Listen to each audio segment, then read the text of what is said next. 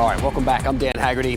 This is In Depth. If you want to be part of this conversation, I invite everybody to please be a part of it. Email me at dan@wrl.com, or you can find me on social media. Now, for the past week or so, I've been sharing my conversation with this group of kids, parents, professionals, and advocates, and we've been having these powerful discussions about mental health and available treatments and bullying and social media and the devastating toll that suicide can take on a family and community. You also notice as you look at this group here that none of the people who showed up to talk to us were men, not one. Why do you think that is? Now, we reached out to a lot of people, but only women said yes. Now, I'm not saying that men aren't involved in the work around mental health. Of course they are. But generally, the stereotype of women being more open to this discussion is true, like scientifically true.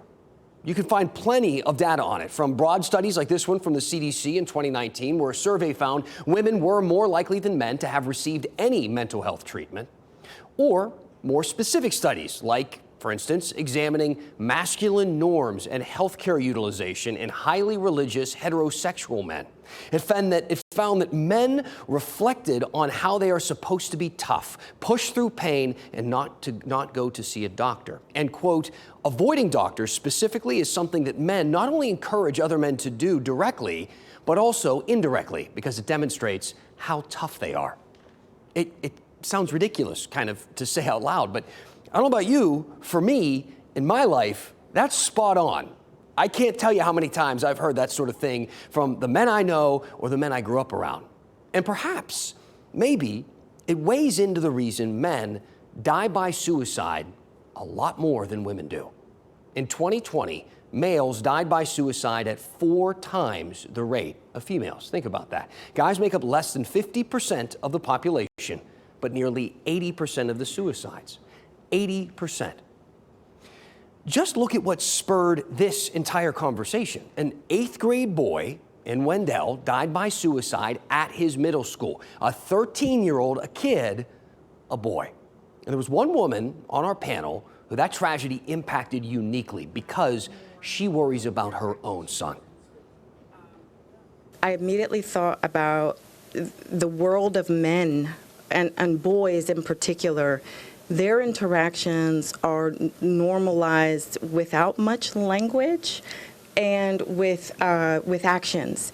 And so what you'll find with boys who are different or who are not typical, they are ostracized.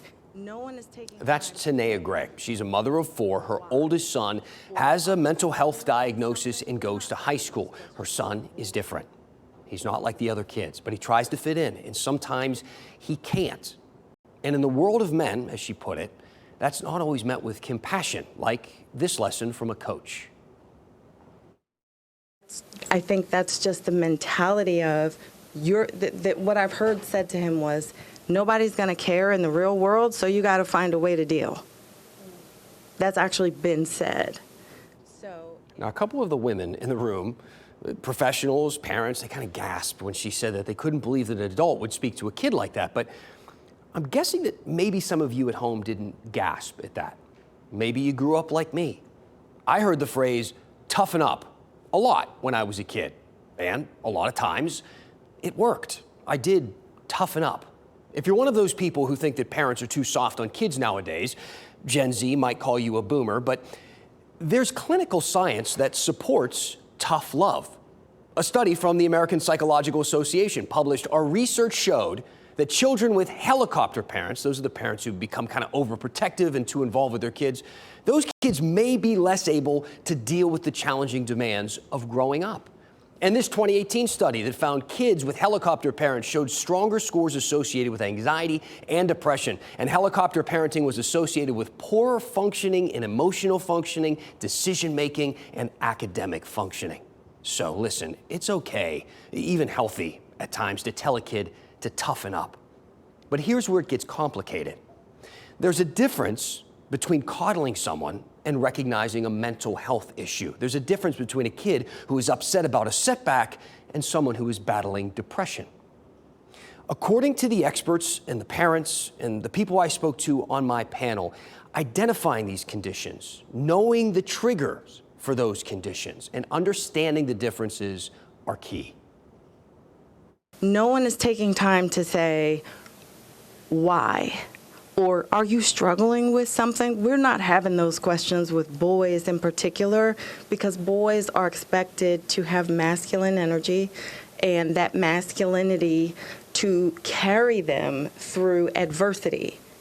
And it's almost seen as a weakness for boys to struggle with anything. So what's the answer? What can you do as a parent or a grandparent or as an uncle or aunt? Well, the answer is it's complicated. If you ask the people who I talk to, one answer is education and discussions like this one at school and in our homes. We've transformed the way, how we define acceptance.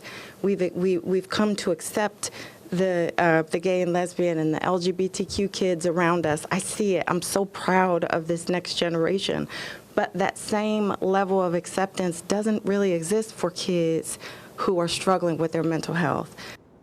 Now, today I discussed some of the highlights of the coverage over the past week or so with our Amanda Lamb for the WRAL Daily Download. It's a daily podcast that dives into some of our most pressing and compelling local stories. You can listen anywhere you find your podcasts and look for the coverage on this post to post Thursday morning. And as always, please let me know what's on your mind on any topic in our community. Dan at WRAL.com.